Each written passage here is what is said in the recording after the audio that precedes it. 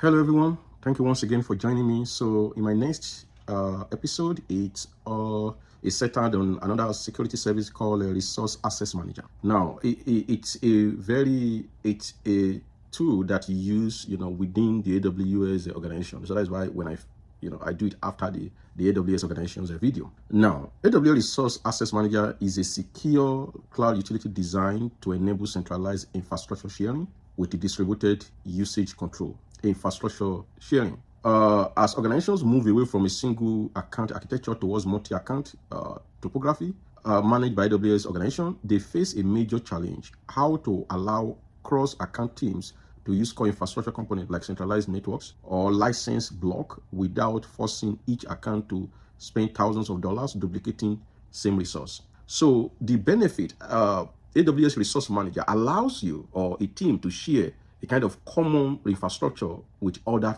team or across AWS account.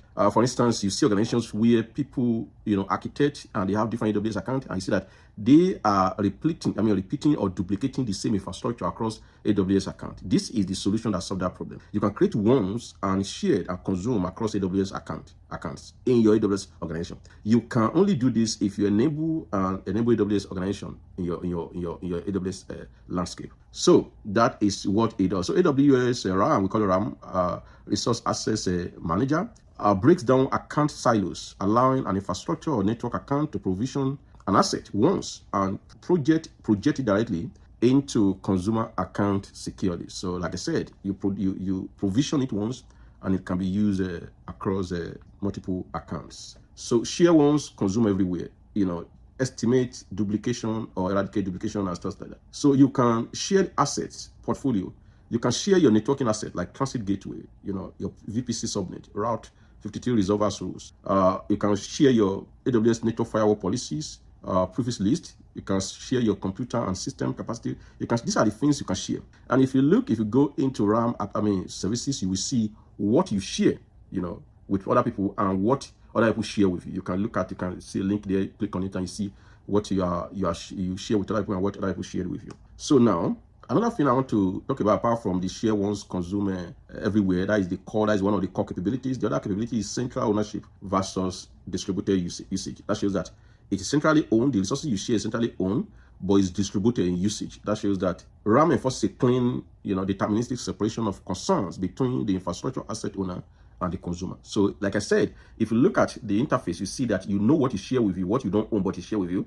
You know what you share, what you own, and you share with other people. So that's another capability. OU level sharing. So the mechanism, instead of manually whitelisting a constantly changing list of individual 12-digit AWS IDs, RAM integrates natively with AWS Organization. So there is no need for you to manually trying to say, okay, I want to share these particular resources, I want to share with a particular account, and you want to pick up the account ID and say, okay, let me share it. But now RAM does that for you. You just set it up once, and the other thing is taken care of. So what are the business problems that this actually solved? Number one is mitigating waste cloud spending. If you are not duplicating resources, if you are sharing resources, that money will be plowed back. That is cutting cost, and cutting cost. So the other thing is preventing complex VPC peering mesh.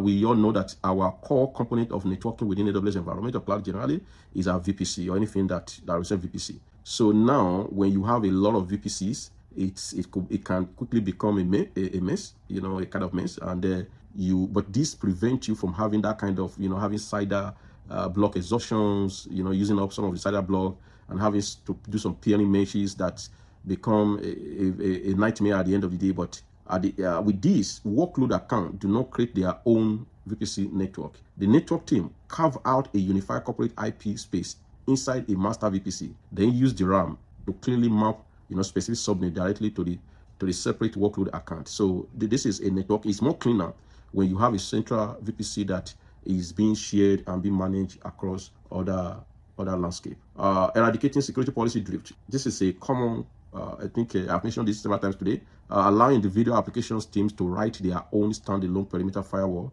and traffic filtering rules invariably leads to inconsistent inconsistent security posture, human configuration mistakes, and compliance tracking gap. So if we allow everyone to write their policy, to enforce their guardrails and in their individual account, there definitely won't be a uniformity in our security posture. So what really happens is that when RAM is used to achieve this, that shows that we have uniformity. We can be sure that, okay, nobody is doing something contrary to a set standard, in our environment. So accelerating lead time for new team onboarding. Yeah, this is very good for those of us that maybe you've had some issues when you join a new organization and you have to go through a lot of sprawling,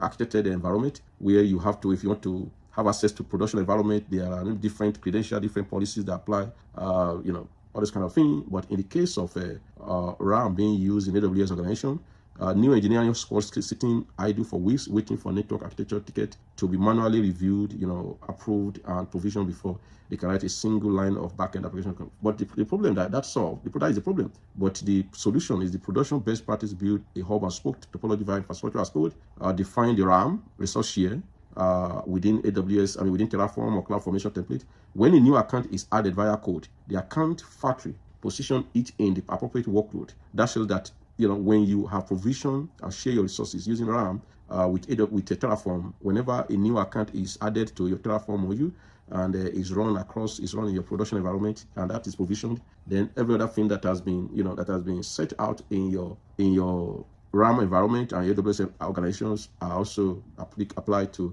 the new user. So bottom line is that it streamlines new team onboarding.